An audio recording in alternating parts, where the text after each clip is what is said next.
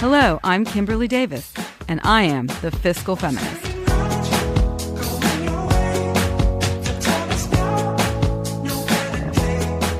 Hi, I'm Kimberly Davis, and I'm the Fiscal Feminist.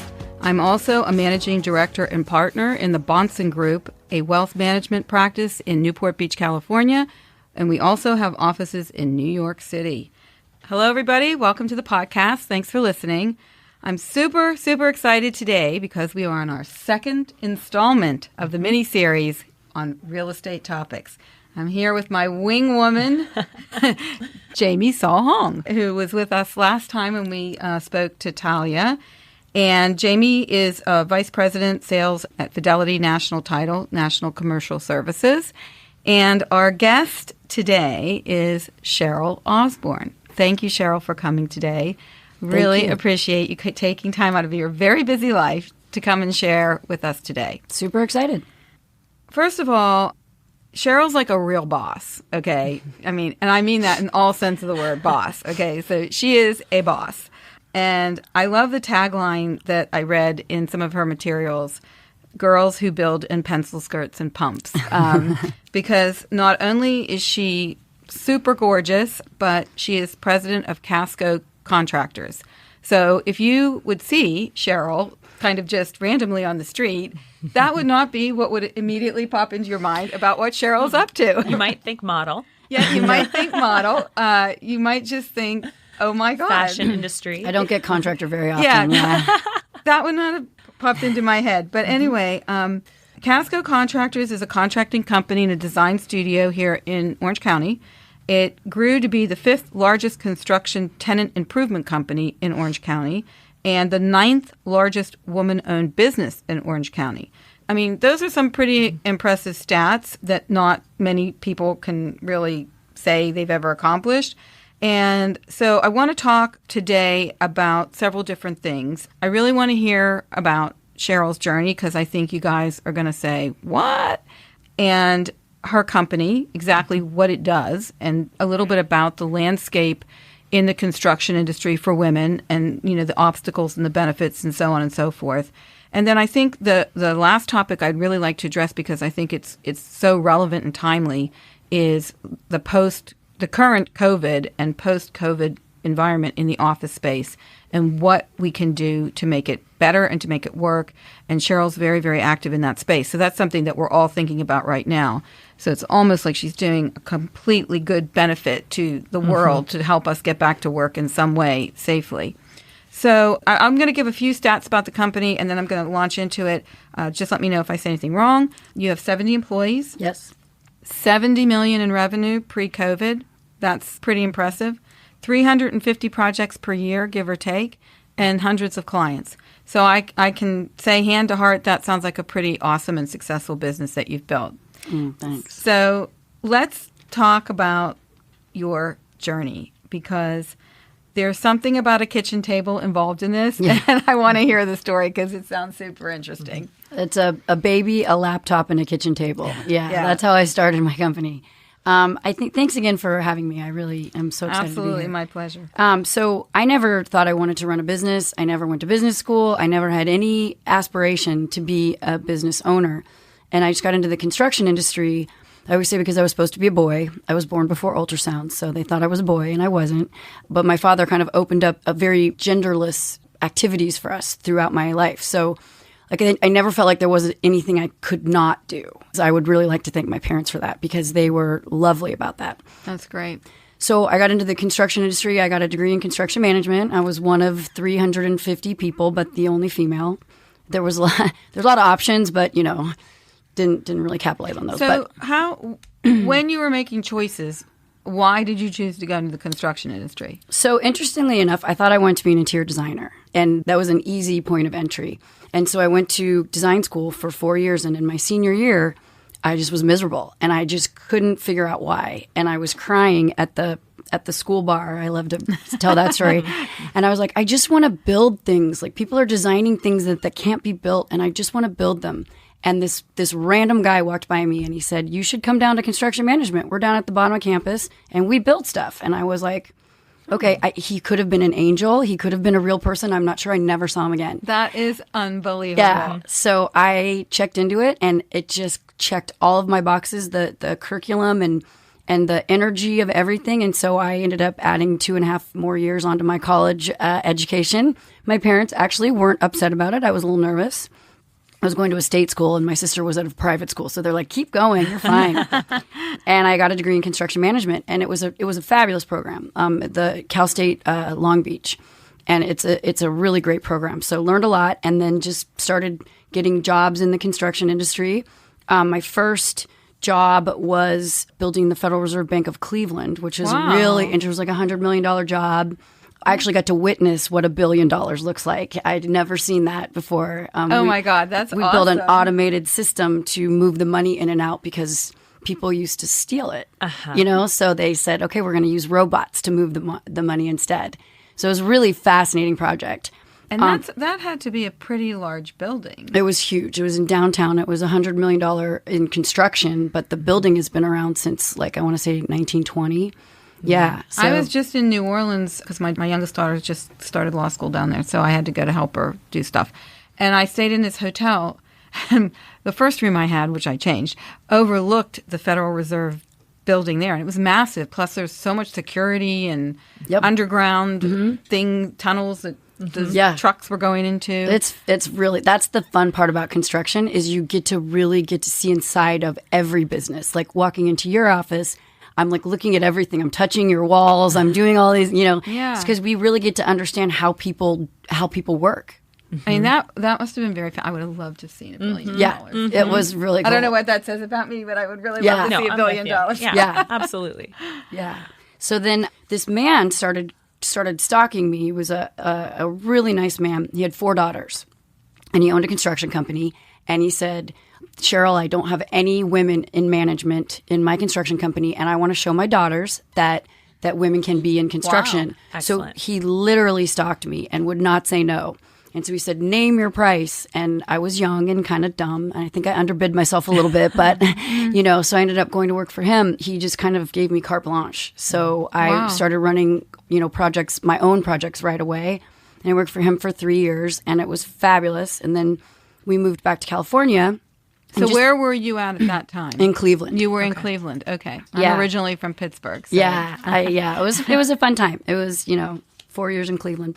So then we moved back, and I had my first child, and I got another job and, doing the same thing, project management for, office space, construction of office space. I ended up getting pregnant with my second child because I worked for him for about 3 years, and he started being kind of a jerk. And he was treating me kind of poorly. And I just thought about it one day, and I'm like, I haven't asked him a single question in 3 months about how to do anything. I could do this. I'm like, I could own a company. How hard could it be? Do you think he was giving you a hard time because you had a kid? You had kids, and that was taking up time? It was awkward. I think he was irritated that I was pregnant. Yeah, and then I was going to go on leave, and it's kind of unfortunate. Yeah, the workforce. Yeah, yeah. So I ended up not going back to work and starting my company with my new baby. So I had 2 children.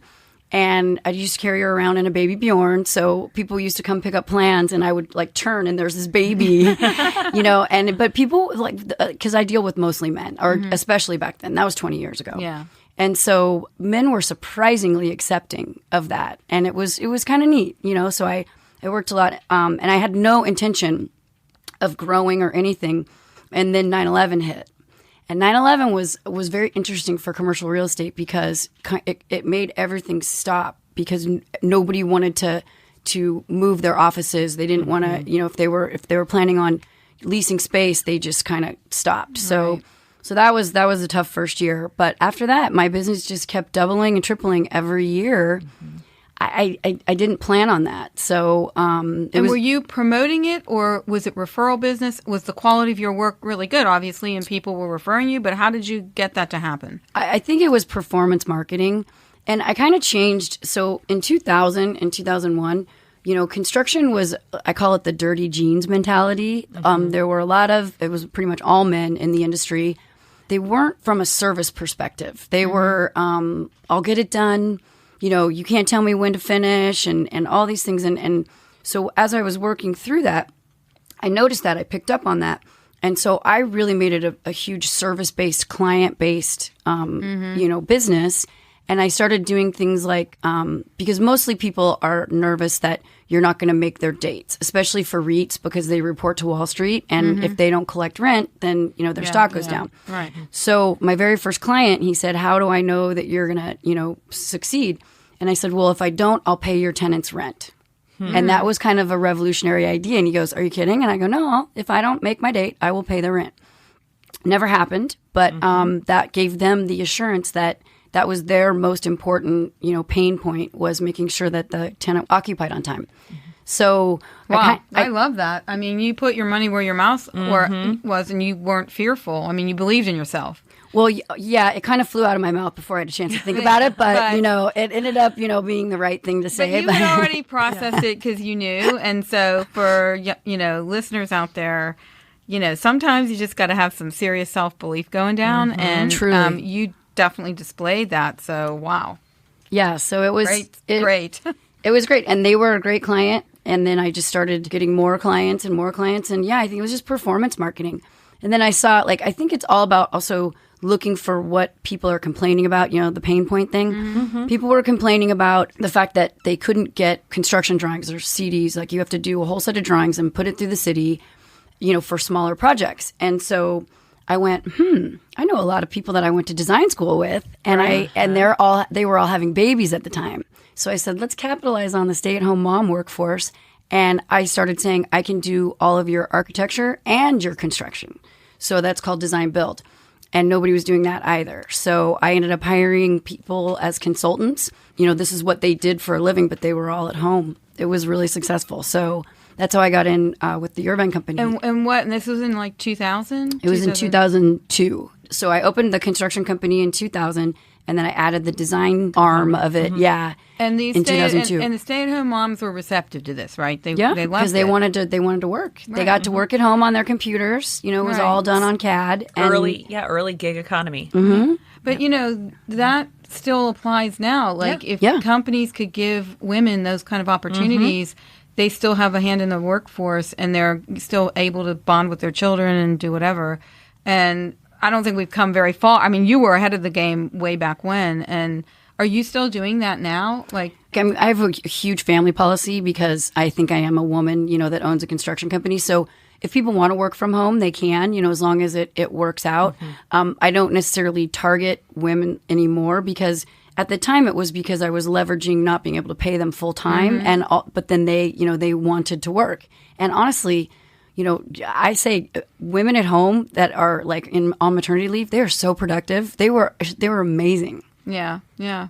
And so we did also I let people bring their babies to work if they want to. A lot of times people don't. Yeah, people don't want to come back at 3 months anymore. And so we really noticed that sector of our employees, we try to give them a lot more freedom after they have children. Yeah, and I think because there's that window of time where your kids are small, and then, then your kids aren't small anymore, or they're in school whenever school gets back in session more full-time, and, and obviously they don't want to be around you all the time because they're getting older. Yeah, so then they come right back into the workforce and pick up where they left off. And it's a shame to have a big gap there, which I had, and, I took, it's like a lion's effort to, come back to where I needed to be. So I think that's, I think it may be one of the benefits of having a woman-led company is that you are more sympathetic to that. And we also have had several men take long paternity leaves as well, and we encourage that as well. Of course. I mean, it cuts both ways. So, and it lets the woman go back to work sometimes. Yeah. So if the man takes some time off, then she can go. Yeah. So I think we have to be flexible nowadays with families, women and families. I agree, because I think some women may actually be the primary breadwinner and may want to go back, and the man might want to be stay at home. A lot more than you would think. Yeah. Yeah. I mean, honestly, if that had been the case way back when, for me, I might have gone back earlier and just told Michael to my first husband to stay at home because Yeah. Let you go out and kill it. I mean, the only problem is that this was a man who would walk down the street 15 feet in front of, 3-year-olds. So he wouldn't have known where you have to pay attention to the kids and know when they take away the sharp objects. I wouldn't have known if my kids were alive or dead when I came home from work. So, there was that a little bit, but whatever. Sorry, Michael, if you listen to this. But the truth hurts. It is what it is, man. So, okay, so you're plugging along. You've created this company. You're from the kitchen table. When do you start having an office building and having it's like a company? Yeah, so I started my first because I was working out from the home for about the first 4 years, and then my first office space was the collaborative office space, like they call it the co-working space now. Mm-hmm. So I bought a little 10 by 10 office that I would go into that had no windows because I was afraid to commit to the window offices because they were like $100, $200 more a month or whatever. So that was about 2005, 2006. And that's when things really started to grow. And I had signed my first lease in end of 2006, which was really scary. Yeah. But all through that, I think it's important to note that my business was growing really fast. And so I can tell you like all the different places where it plateaued and, over the last 20 years, I really didn't go to business school. So I really had to augment myself so much. And that is the one thing I would encourage people, especially entrepreneurs, if there's entrepreneurs. I joined all kinds of peer advisory groups. I went to Tuck's Business. They have like a week-long program for women-owned businesses. I went to Harvard for real estate for a couple weeks. And all of these things helped me learn because I didn't even know how to read a financial statement, right? I knew how to make money. Right. I just didn't know how to read my financial statement. So, and this is often a very common problem, especially not only, for people who are doing stuff completely outside finance, but like in the design world. I had a fashion design business in England for a while because I love clothes and it was one of my follies. But it was actually successful and we sold the clothes to Saks Fifth Avenue. But one of the things I saw very rampant in that industry was there were these very talented designers, but they had no sense about money and they just flamed out. I mean, and they could because they didn't bill. They forgot to bill. Or they just, so when you got yourself, you kind of studied up, you did these various things, the Tuck program, the Harvard program, and I applaud you for that. And the peer advisory groups, I think, are also very helpful. So when you were hiring someone to help you with this, did you do that before you went on these programs or after? Like, because you obviously have a CFO or somebody. Yeah, so I have a CFO. She's actually been with me. She started right out of college, and she's been with me for like 14 years. So I still think of her as like my 23-year-old CFO. She's like, Cheryl, I'm 37. I'm like, oh, I forgot. But to be honest, I did a lot of things, and that's maybe why I could have grown a little bit differently. Hindsight is 20/20. I grew very conservatively. The work was coming, but like I didn't strategize on people as well as I should have. Looking back, I made some bad hires. There were a lot of men that were really reticent to go to work for a woman, honestly. So it was hard to get really good project managers. But I always had good people in accounting, and I kind of just happened upon them. Like I hired a receptionist. She just graduated from UCLA. She was brilliant. She was looking for a job. She ended up being my first CFO because she just kind of like grew into the job. Right. So it's interesting. You never know where you're going to get really talented. Just hire smart women, and I swear they can figure it out. Well, I agree. And also you see that women-run companies are actually more successful statistically than male-run companies. Not that we're male bashing, but let's just call it like we see it. It's just statistics. It's just statistics. So you actually kind of built something awesome from absolutely nothing, something in your head. You decided that your life circumstances required kind of a different set of circumstances, and you went for it.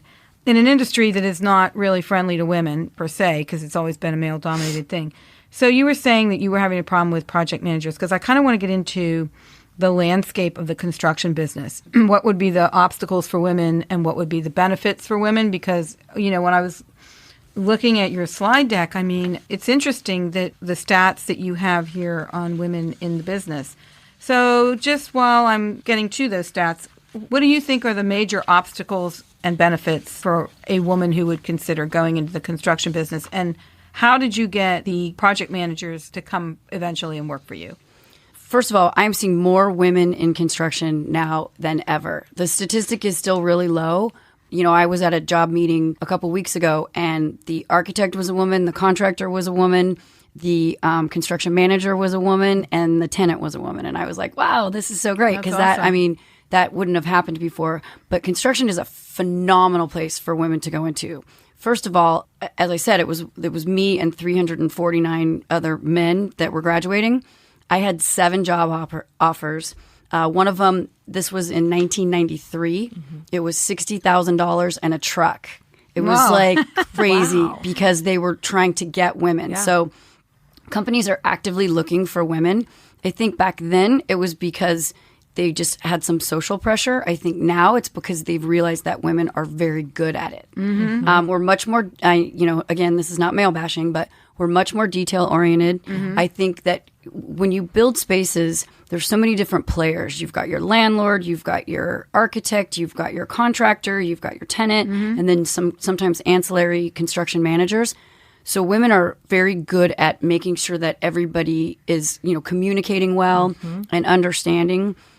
I think the funniest thing is when I walk into meetings sometimes, people will be talking, they're not getting what they're saying. And I always have to stop everyone and go, okay, talk to me like I'm a preschooler. I don't get it. And what we finally unfold is that they don't get it, but they're still talking at each other. So I think women are good at really getting to understand what the problem is, because construction is riddled with problems. I mean, when you build things... And you put your ego at the door when you say, talk to me like a preschooler, because that's kind of the truth. Let's just put all of our ego to the side. Break it down. Yeah. What don't we understand, And that takes... I think women are better sometimes at putting their ego to the side and handling all these different people with different, perspectives and voices. Kind of like a bunch of little toddlers that sometimes women have to handle, right? Yeah. Oh, I'm telling you, either toddlers or cats. It's like honestly. So it's crazy. But so I'm seeing so many women, especially go into construction management, which is basically managing the whole process versus just what I do, which is actually run the company that builds it. Mm-hmm. So we do construction management as well. The women are their schedules are more detailed. Their follow-up is better. Mm-hmm. So it's interesting. I mean, I would absolutely encourage women. There's a lot of education out there. And is this something you can major in a university now? Yeah. So almost all state schools, and I'm speaking of mostly California, but it's they're all over, because we used to do construction competitions when I was in college, and people would come from all over the United States. It's called construction management, engineering construction management. Sometimes people call it different things, but yeah. So Cal Poly San Luis Obispo has a phenomenal construction management program. And is it a very math-oriented, engineering-based thing, or? So we kind of consider ourselves as cookbook engineers. So you kind of know the basics. So you do have to take the calculus and the physics, but you don't have to go as deep as an actual civil engineer or an electrical engineer would. But you have to be able to understand their vernacular. So you have to take enough classes to be able to manage everybody, but not as many to be able to do it. To execute. Mm-hmm. Okay, so it's not like, I know sometimes people like to write a little bit about women and kind of STEM and not being so prepared to go into that. So this is maybe a friendlier version of, being like a hardcore engineer, but you still get to make stuff and do cool things. And and we do a lot of work. STEM is one of my things that I'm really trying to, get into the minds of girls at about 7 years old. So I encourage anyone that's parents of young daughters, tell them they're good at math, especially when they're 5, 6, and 7, because we have the same brains. I do this whole brain talk sometimes because people are always fascinated, like, you're a woman, but you do construction. And I'm like, yes, but I have the same brain, but it functions differently, right? And women are, we can still do math, but we're told at a very young age. I don't know if you guys ever remember, there was a Barbie that came out and you would squeeze her stomach and she would say, math is hard. Oh, wow. What year was that? That was 1972. They recalled it. Luckily, I'm very old, so I was in high school then. But I remember the doll that her hair grew, but I don't remember her saying hard math. Math is hard. I mean, can you imagine? That's horrible. Yeah. So that was the message I think that has been being sent. And especially in school, girls tend to be a little bit shyer. So then people say that they're not as good at math because they're not yelling out the answers, but it's not true. Well, I'm going to go on record, and I'm going to tell my friend who listens to these. I have a friend who is kind of a renowned documentary filmmaker, and she is currently doing a documentary on girls and math. And I absolutely think that she should talk to you. I would love to talk to her. You should be on this film. So I'm going to remind myself to do that after this, because I think it's going to be a very important documentary. And we've already spoken about it, her and I, at length about the different findings. And it's true. I mean, certainly back in 1972, women at that point couldn't even get their own credit cards. Right. So, they had to have a male cosigner, and, they couldn't get a loan, and, they couldn't sometimes own certain properties. It's ridiculous. Right. I think that was still kind of in our mindset, and that lingers for a long time. I'm not even sure where we are today in some ways with younger women.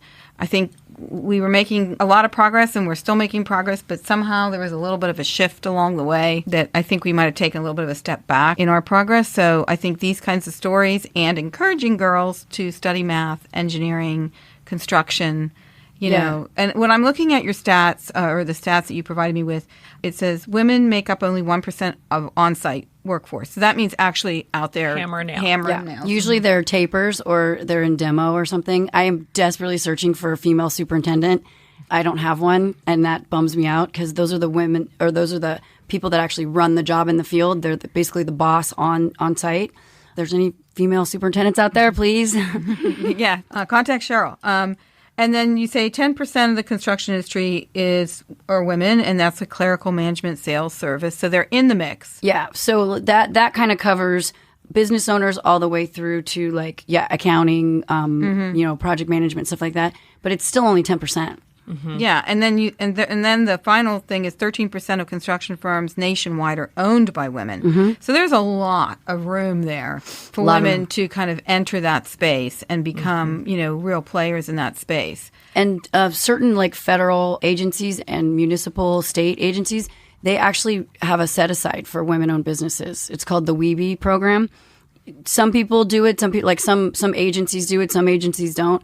Some do it for social responsibility, and some do it because they get actual tax credits. So you just got to find out. But the people are actively looking for women-owned businesses. Yeah, and I think women who are out there who are thinking about entrepreneurial ventures, there are many sources for you to get some funding. I've written about this in the past, but I think I'm going to write about it again and give you some more sources, because this is an interesting moment. Maybe some people are pivoting from what they have been doing due to, I don't know, all the dislocation that's occurred. So if you are able and willing and have the, some fuel in your tank to go start a business, this might not be a bad time. No, and I mentioned Tux and Harvard. Those were both scholarships that I got through agencies that were targeting women-owned businesses. Yeah, I mean, that's awesome. And then there's companies right now. There's a startup company that I know about that is actually looking to help women who want to start businesses. So the resources are out there. They really are. Yeah, that's a whole other podcast we need to interview you about. You'll be hearing more from Cheryl if she's agreeable, because we got to tap into her knowledge of entrepreneurship. Because I think that is the thing for women that gives them freedom in their lives too, right? If you own your own business and you're master of your own universe, then you can kind of do what you need to do. Yeah. I think, in my profession, now that I'm a managing director and a partner, I have a lot more freedom in how I run my P&L and how I run my life. I had to work to get to that point, but, having your own freedom and independence, it's a game changer for life quality.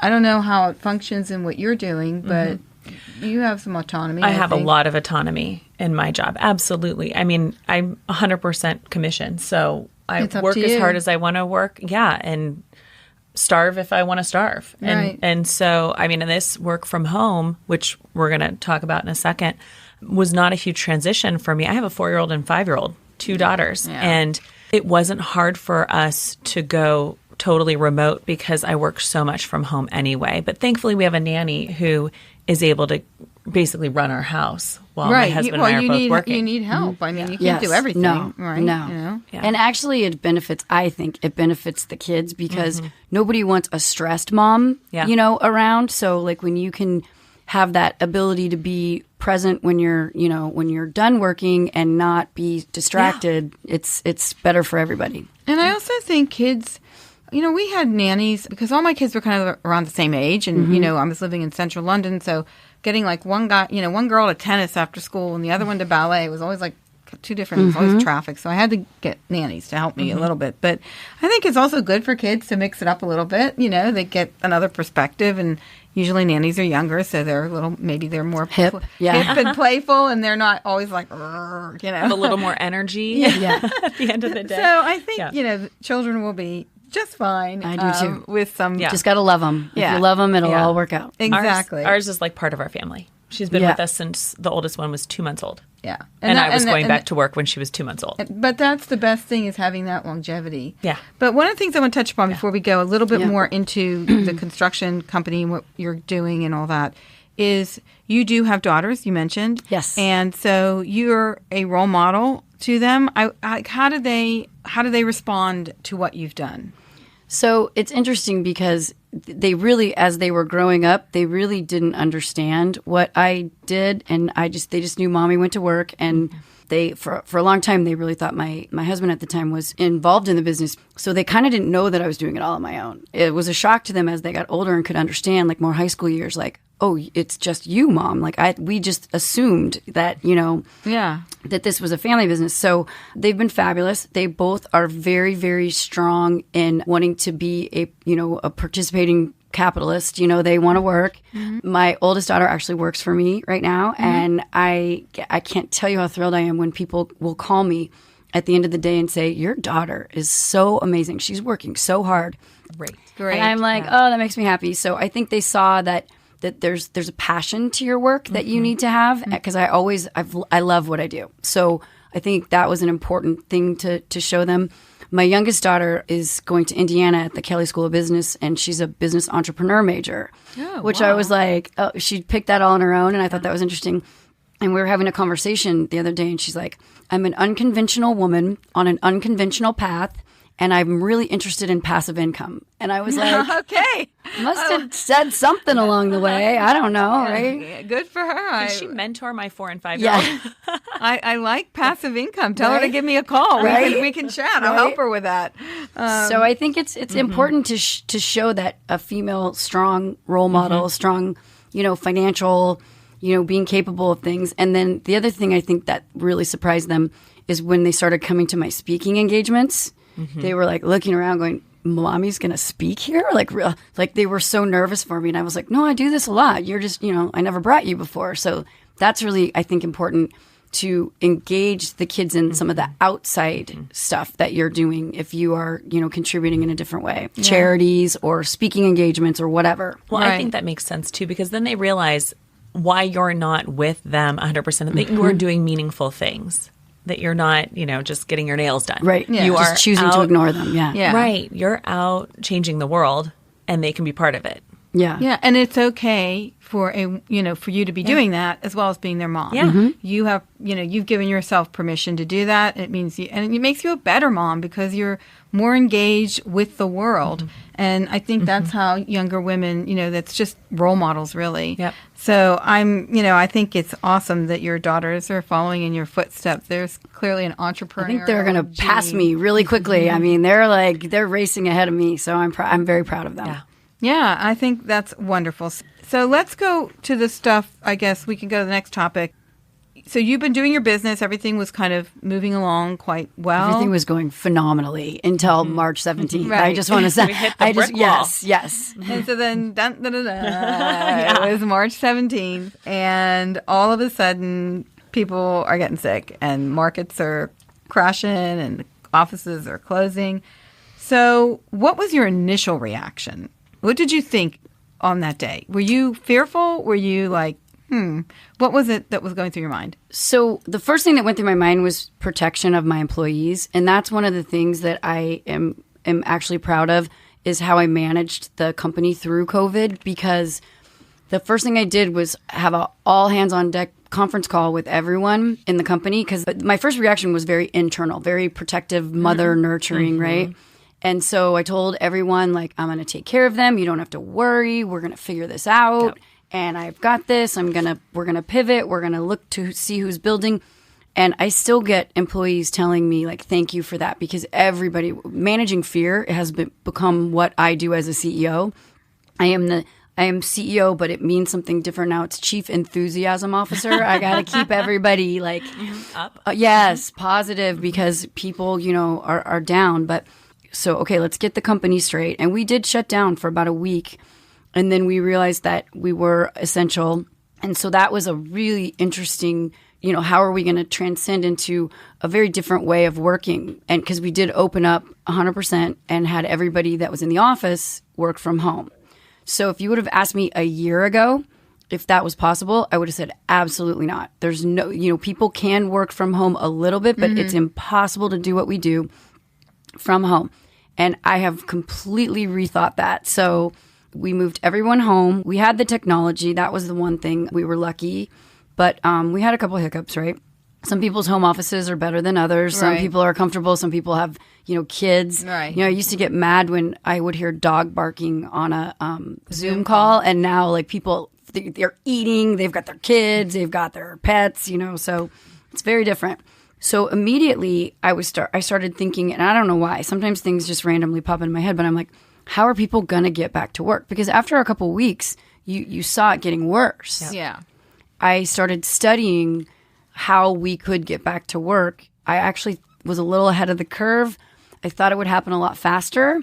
It's still not really happening. Yeah, because I think we all did. And you got like Google saying no one's coming back until the middle of next summer. Yeah. And I do see that. So we look at companies who are going back to work. And interestingly enough, I told you earlier, financial services companies seem to want to be itching to get back in the office.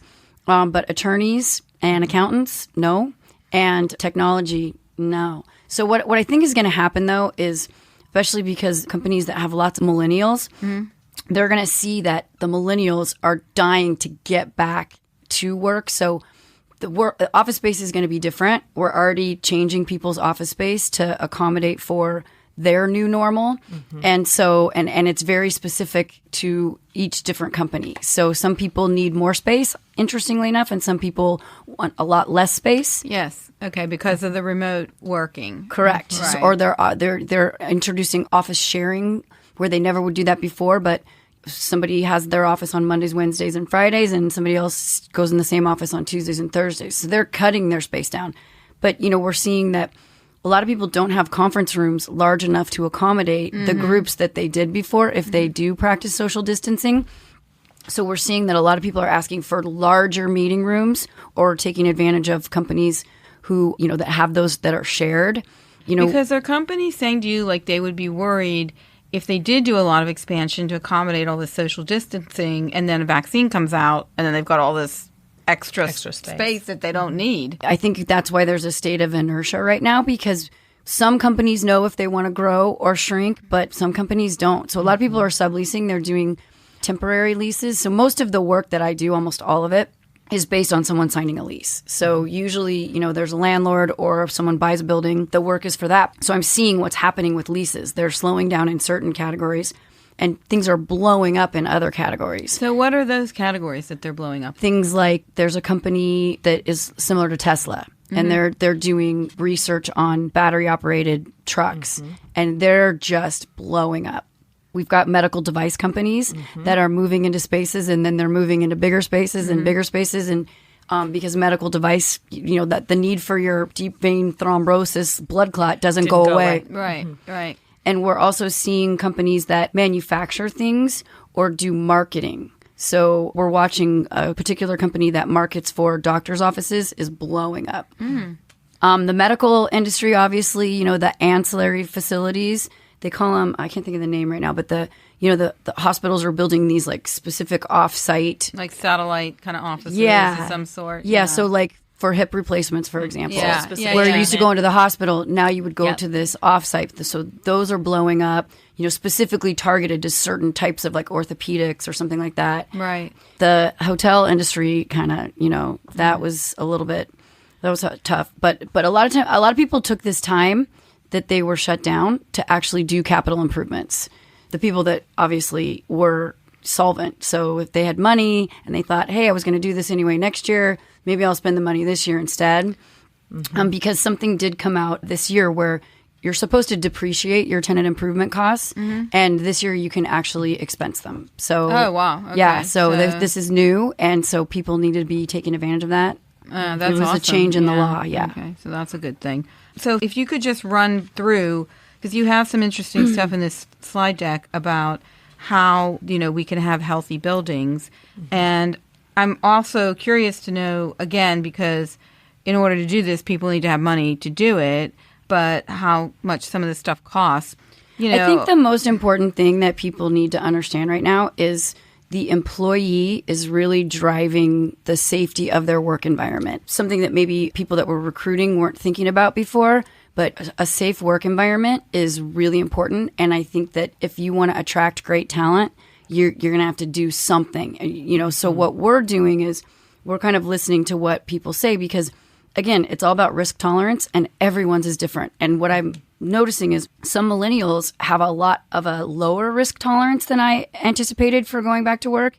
And some of the baby boomers have a very high risk. They're like, whatever, I'm fine. I'll be fine. So you can't say that any particular sector has the same opinion. Yeah. I don't know. It's really hard. So the healthy buildings is something I think that is really important. People are now questioning the health of the building that they go into, the quality of air, right. Where's my air coming from, right. The cleaning policies. I'm having my clients, or non-existent cleaning policies that exist. I mean, because I watch even in this. This is a great office, but sometimes I think taking out my garbage under my desk is not cleaning. That's not cleaning. Not wiping down your office, your workspace. So that I've seen change a lot. And then we actually recommend people post their cleaning policies now in their office. That's a great idea. So that it gives people some sort of security that, that it's being addressed. And so we're doing a lot. So think of the old hoteling workstations or the old call center workstations. We're doing a lot of reorganizing those and pulling them apart. They can stay 6 feet apart. It requires a lot. You have to move your power. You have to move your data lines. You have to. It's not just moving desks, because everything was designed to go in that configuration. So we're doing a lot of plexiglass things. I noticed you had one when for your receptionist when you walk in. A lot of that at workstations where we're attaching plexiglass to the open workstations.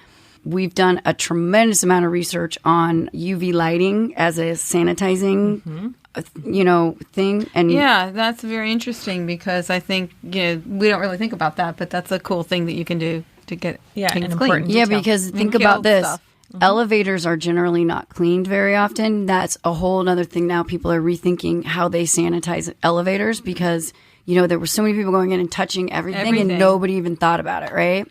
We're also seeing people putting in things like Zoom rooms. Those are really fun. Oh, yeah. So if you need a place to go, and, you don't have an office, you can go into this little room and you can Zoom from there. Because, Zooming in an open office area is disruptive. We weren't doing a whole lot of it before. Right. And now, almost every meeting that I get invited to has a Zoom option. So we're seeing that people are wanting to do things like that. Those are expensive. So you're talking $20,000 to put a Zoom room in.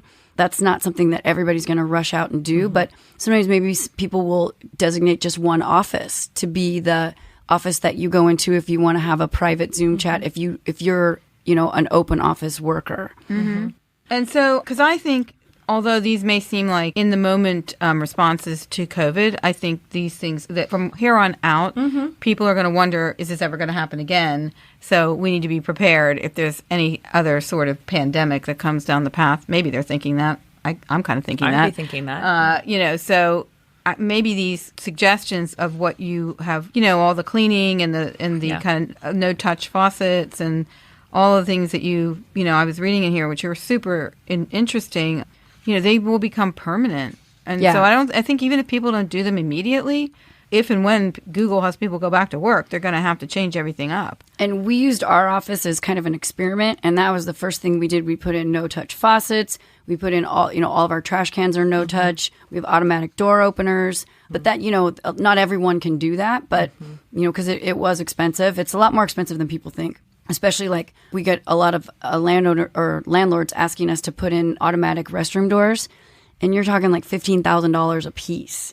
So people they're like, it's just a door. It's just opening it, but it needs power. Door, yeah. It needs motion more sensors. It needs think. different hardware. It needs, so there are things that you can do that are completely, like the signage that you see at grocery stores. We actually put that in our office to remind people to kind of stay 6 feet apart.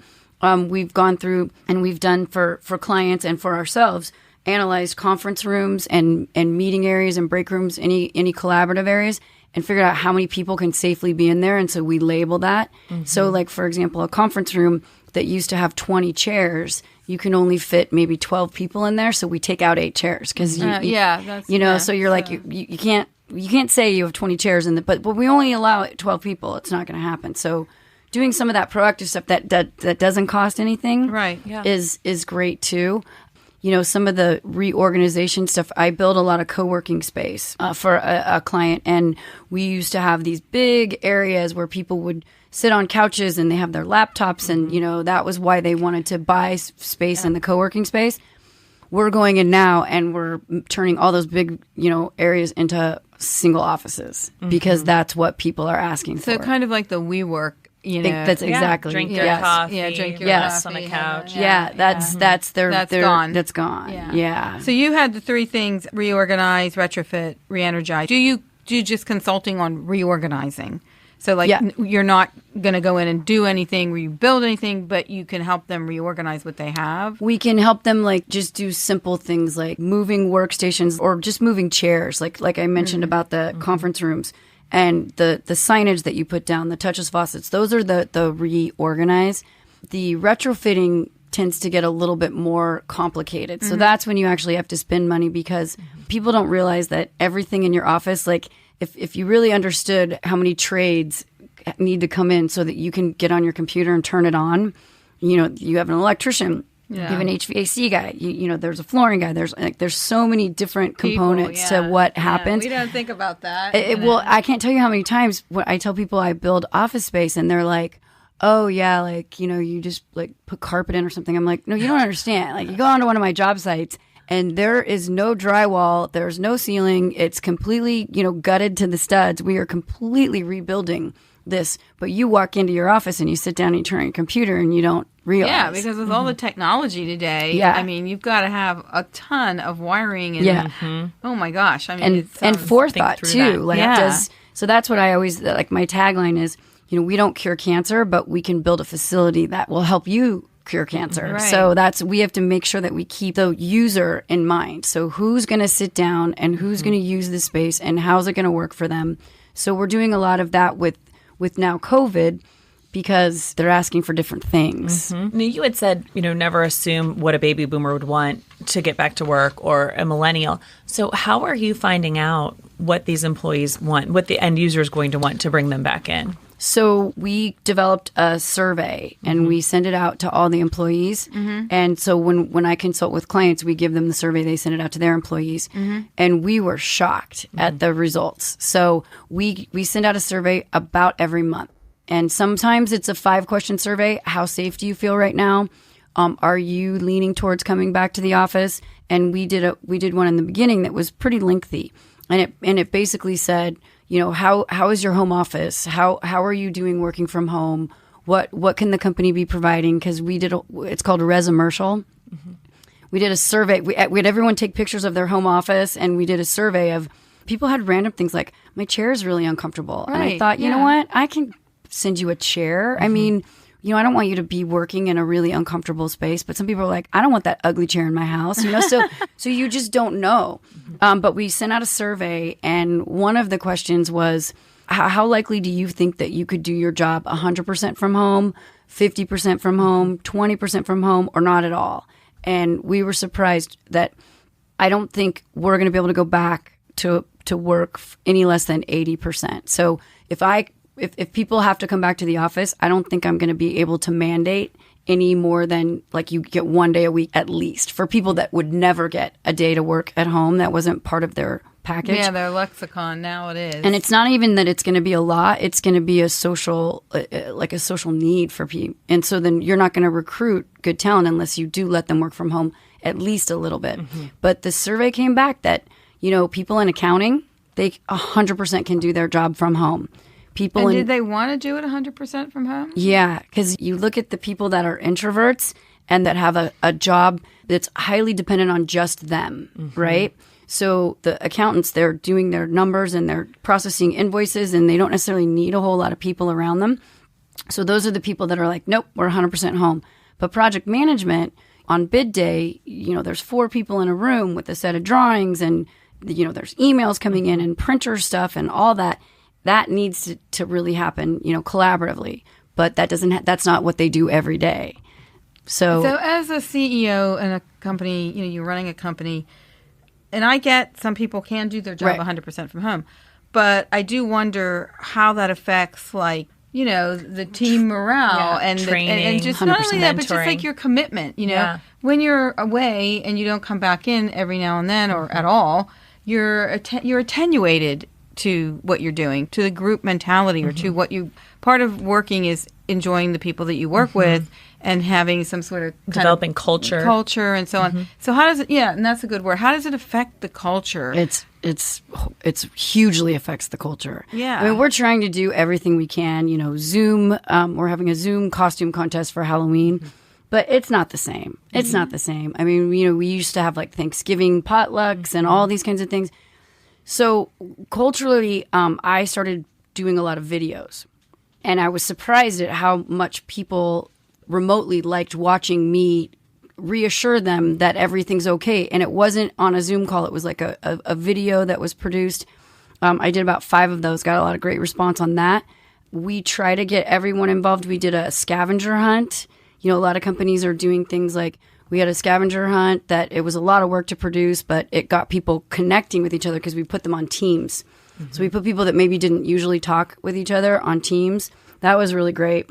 But it's a culture hit for sure. Yeah, and I think it's a shame because, this is a little more philosophical, and but that society's already a little bit more attenuated through the fact that we communicate through texts and we can IM and the social media way of communicating. And so this just is like another nail in the coffin, on that one, or I'm not sure that's inappropriate. But anyway.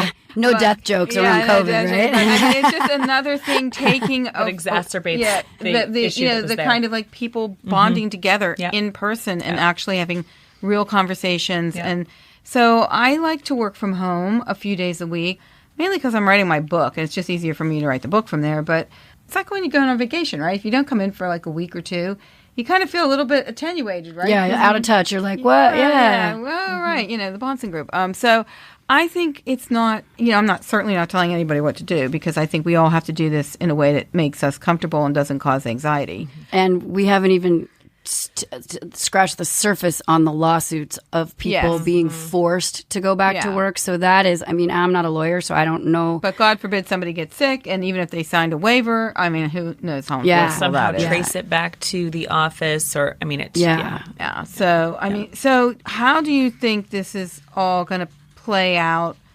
for your company and the new environment? And are you optimistic? Do you think you're going to have more work, less work, different work? We definitely had a dip. We had projected growth, 8% growth this year. That's not happening because we still have work, but what I'm seeing is it's a ripple effect. Things are taking longer, so we have to submit plans to the city to get approved. That process is taking a lot longer than it used to because they're having their own issues, with how they work. So we're seeing things are getting pushed. I'm seeing that people are still moving. They're still leasing space. They're still looking for new environments. Some people are trying to capitalize on possibly, getting a better deal right now. Like if landlords, when the big elephant in Orange County starts taking lease rates down, then everybody jumps. And so I think people are looking for those kinds of deals. But I was really surprised at how many companies were not affected at all financially from COVID, and then how many companies were devastated. Right. And so winners and losers. there's people that are it's a pain and whatever, but they're like, hey, I think I want to add. I was talking to an attorney, and he wants to add 4 more attorneys, but he doesn't need any more space because they're likely gonna work mostly from home. Yeah. So we want the manufacturing companies to add more people because then they're gonna need more space and they're gonna move. So, but I think it is happening. we're very optimistic, but I get a lot of naysayers. I'm in a peer advisory group, and they're like, 2021 for commercial real estate. We're so scared for you, Cheryl. I'm like, thanks a lot. Why are you saying that? Right. Yeah. But I'm optimistic. I think it's going to be fine. I think everybody needs that moment where they need to pivot, right? Mm-hmm. And it's like how agile you pivot, I think, is really critical. And we're just trying to pivot into the places that are actually building. Yep. So, And do you do any work in the kind of restaurant area, or is it? So most of our work is, because there's companies mostly around here that specialize just in restaurants. We don't do that. We build a ton of like grab and go cafes, especially inside commercial office buildings. Mm-hmm. Those have had a little bit of a hiccup, the grab and go stuff, because it's no one's in the office. Yeah, no one's in the office. Yeah. I think the thing downstairs, the cafe, it's not open, it hasn't been open since March. And like gyms, people aren't building gyms right now, so Yeah. But I mean, I think they will once. I think there's some. I think after the election, obviously everybody's waiting for the election. We're waiting to see what happens after that, and it's going to depend on what I think the authorities are saying is safe, and it's really hard to say. I mean, it might flip, and I think that's what everybody's worried about going into flu season. So that's why a lot of offices aren't really making a commitment for 2021 yet. I think 2021 is going to be phenomenal. I think it's going to be a busy year. Yeah, I think you're going to have an uptick because once the uncertainty of the election is gone, regardless of who gets elected, right. There's a strategy, right? And you know what you're dealing with, and so go. And there's going to be a clear and consistent message, whatever that message is, and people are going to be, I think, more comfortable following it. Mm-hmm. Well, we have been chatting for quite some time. I'm now. sorry. I can be very chatty. Honestly, I could sit here and talk to you and Jamie all day because this is super interesting, and you have done something absolutely phenomenal that I think a lot of women are going to love hearing your story. Mm-hmm. I absolutely do want to have you come back to talk about entrepreneurship because I think that is a massive topic that deserves its own podcast. And you seem to have a lot of that information on lockdown. And I always want to share that with people because I think people want to start things, but then they get paralyzed and they're just like, how do I begin this? Mm-hmm. And also how do I do a business plan? How do I do all those things? It's funny because I have a bracelet that I made for myself with my tagline for being an entrepreneur, and it says ignorance and persistence. And I think that wraps it up. But it's being an entrepreneur is hard. You don't plan to be one. Right, right. So before we close, is there any words of wisdom you want to share with our audience about anything you've learned along the way? It doesn't have to be about construction, just about, following your passion or your professional growth. What would you tell any woman, young or old, who wants to pivot and is thinking, OMG, how, why, I'm scared. What am I going to do about that? I think that there's a perception out there that there's a finite amount of defined careers and defined jobs. And, being in this business, I get to see what everyone does. There's so much out there. You have an awesome business for that. Yeah, you get to see, I didn't know people did that. I didn't know that was something that, people, I think it's really important to really open up your lens. And it seems corny because everyone says it, but you have to love what you do. Mm-hmm. You don't have to love every piece of what you do because I don't love every piece of what I do. But overall, I love what I do. I love building space. I love dealing with people. Just really kind of get into yourself and figure out what you love doing. And I think when you love it, you're successful at it. Mm-hmm. And Amen to that, sister, because I always say to my own children, follow your passions. Mm-hmm. Because if you hate what you do, it's going to be short-lived career and you're going to be miserable. And if you're doing it for money, it's not, you're going to be miserable. But the one thing I would also say is, because this is more specific to women, take care of your health. Yes. Because we tend to work ourselves to the bone. We tend to take on too much, and it's really across the board. I see that with them. You have to take care of your health in the process. It's true. We are the caregivers. I mean, the statistics prove that. I say it every time we have a podcast, 70% of caregiving is done by women. Mm-hmm. That's just the way it is in married couples or even, we do our elderly parents, our children, and then the way you've handled your employees with your motivational messages, doing that. I mean, that is something I think is from a uniquely woman perspective nurturing, to do that. And I think it's awesome because I think a lot of companies would have weathered the storm a lot better and they would have had more buy-in and still had their team spirit and culture if people were doing that. And I think that's a uniquely woman kind of perspective. So I think you're right. I think we all need to, self-care is, if you can't take care of yourself, you can't take care of anybody else. It's the old, saying, if you're going to, in the airplane, put your own oxygen mask. Take care of yourself, have personal time. You can't get a massage anymore, but, do something like that. And make sure that you... Well, I got a guy. No, I'm just kidding. You can outdoors. Can I have his name? It's a little strange, but you can outdoors. Oh, yeah. Well, that's right. I did find that out, actually, recently. But Not as relaxing. But you really need to take time and know that you're benefiting your company, your career. This is a long game. It's a marathon. Rome wasn't built in a day. And also, there are going to be bumps along the way, so you just have to be ready for that. Yeah, but you are an awesome example. I mean, you've just got the whole package, girl. You're so sweet. Thank really you so smart, much. really motivated. And support other women, because we have to support each other. Absolutely. Yeah. So we're definitely having Cheryl come back. Yay, I'm so excited. And support other women. We tend not to do that all the time. And if we don't do it, nobody else will. Right. So let's do it, ladies. So on that note, anything else you'd like to say? I can't wait for the next one. Okay. Cheryl, thank you. You are just an awesome lady. I'm so happy that I can share everything about you with these listeners. They're going to love it. It's going to be successful. Everyone's going to listen. Like it on whatever podcast platform you listen to it on. And thank you all for joining us today. And I look forward to the next one. So that's us. Over and out. Thank you.